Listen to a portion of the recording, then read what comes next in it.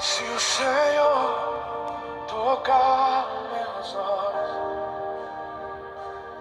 eu verei a tua face. Meus amados irmãos, graça e paz vos sejam multiplicada. Gratidão ao nosso Deus por todas as dádivas que o Senhor nos tem proporcionado. Até aqui, o nosso Deus tem cuidado de nós, pois grande é a sua misericórdia para com aqueles que temem ao seu nome. O sol já vem raiando no horizonte, anunciando a chegada de mais um novo dia. E eu só posso dizer, obrigado, Senhor, pelo dom da vida.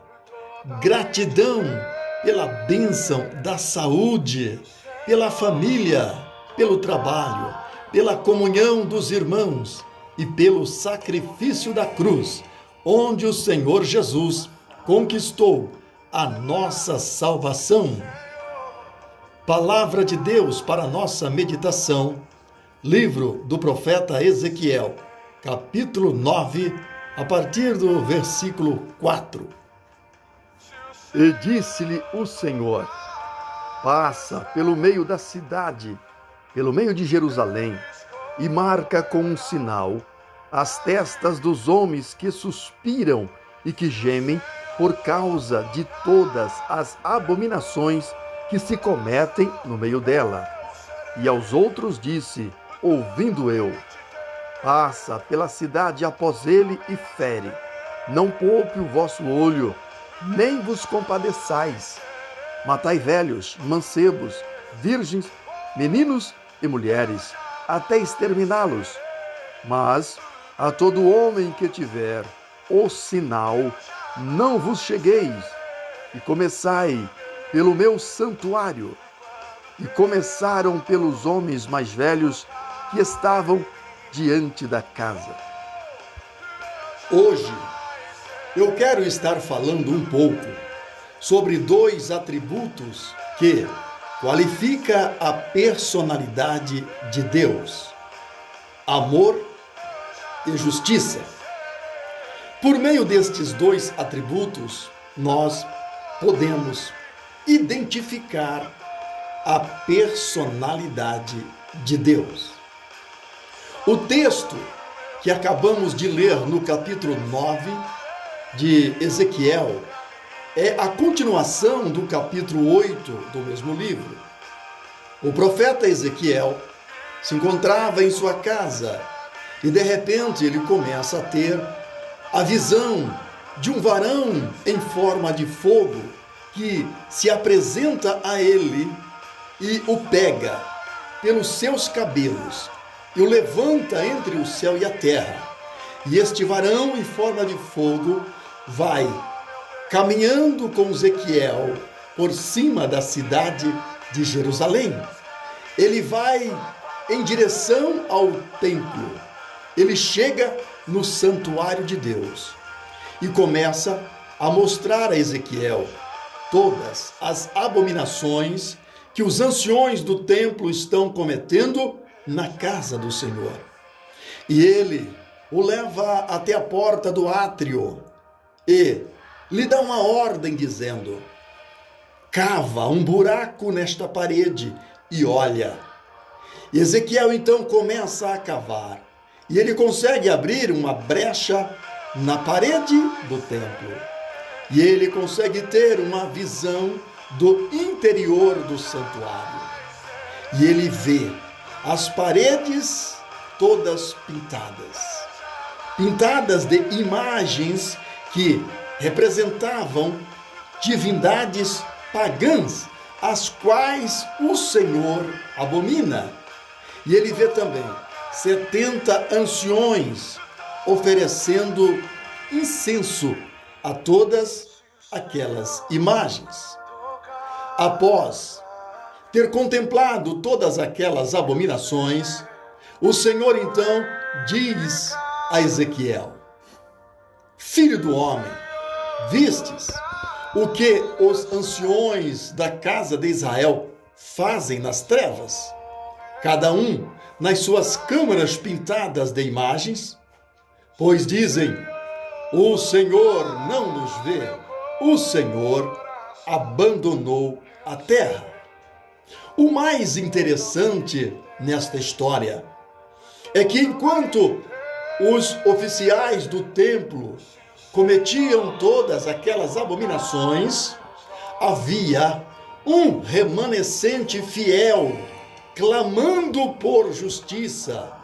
Eles clamavam com tanta intensidade que suspiravam e gemiam de indignação por causa das abominações que se praticavam na casa do Senhor. E Deus ouviu o gemido do seu povo. Esta passagem me faz lembrar da mensagem que o apóstolo Paulo escreveu aos Romanos, no capítulo 8, versículo 26, onde o texto diz que o Espírito de Deus que habita dentro de nós intercede por nós com gemidos inexprimíveis, ajudando em nossas fraquezas, porque não sabemos pedir como convém. Depois de ver todas as abominações que se cometiam no templo, o Senhor então diz a Ezequiel: viste, filho do homem, acaso é isto coisa leviana para a casa de Judá, o fazerem eles as abominações que fazem aqui? Pois, havendo enchido a terra de violência, tornam a provocar-me a ira, e ei-los a chegar o ramo ao seu nariz, pois que também eu procederei com furor, o meu olho não poupará, nem terei piedade, ainda que me gritem aos ouvidos com grande voz, contudo, não os ouvirei. Logo em seguida, Ezequiel começa a ter a visão de 6 homens, denominados de superintendentes da cidade. Estes homens portavam em suas mãos armas poderosas de destruição. E entre estes homens havia um homem que se destacava.